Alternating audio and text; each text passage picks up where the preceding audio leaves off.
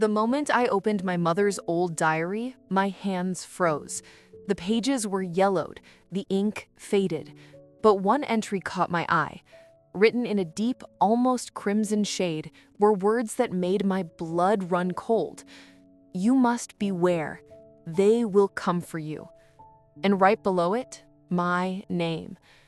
Before we dive into this shocking story, make sure you like, subscribe, and hit the bell icon so you never miss stories that will keep you on the edge of your seat. I had never seen this diary before.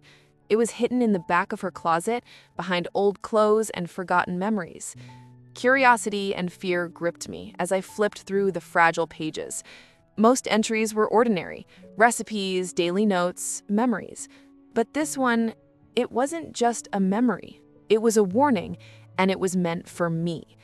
The diary revealed secrets my mother had carried for decades, secrets she had hidden even from my father.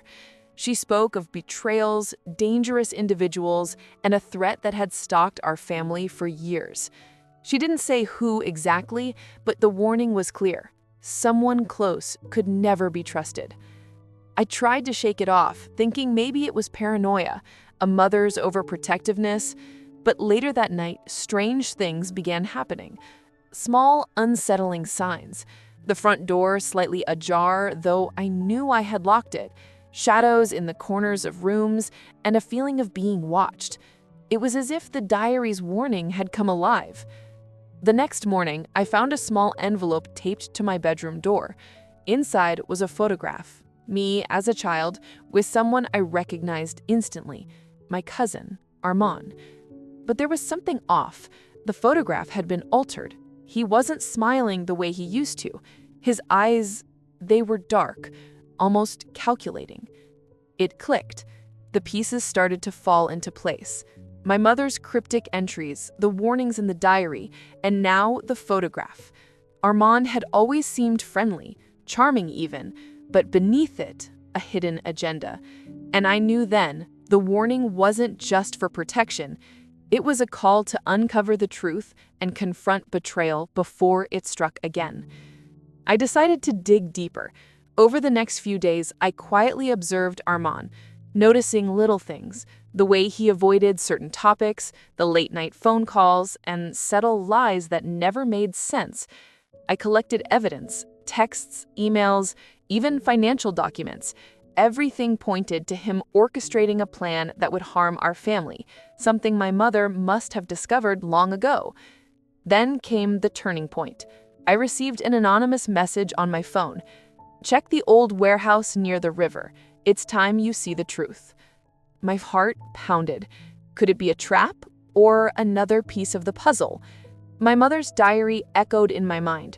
Trust no one, act carefully. I went to the warehouse at dusk, heart racing. Inside, the room was empty, except for a stack of files and a recording device. I pressed play. The voice that came out chilled me to the bone.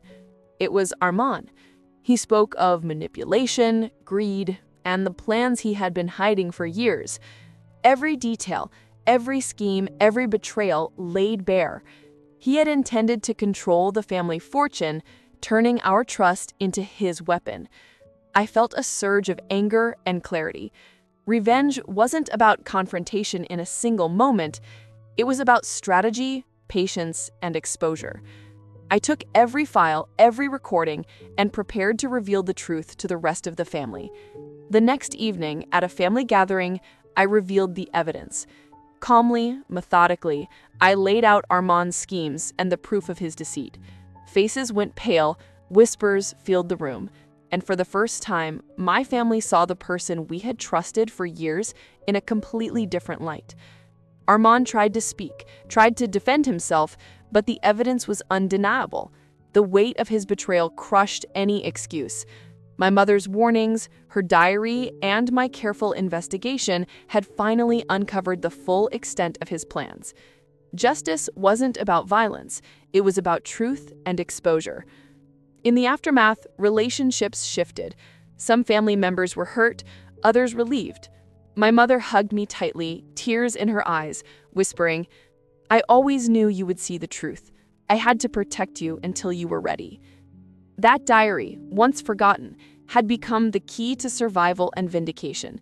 It taught me that secrets, no matter how deeply buried, eventually surface, and that revenge, when guided by patience and clarity, doesn't need anger to be effective. It needs justice. From that day forward, I remained vigilant.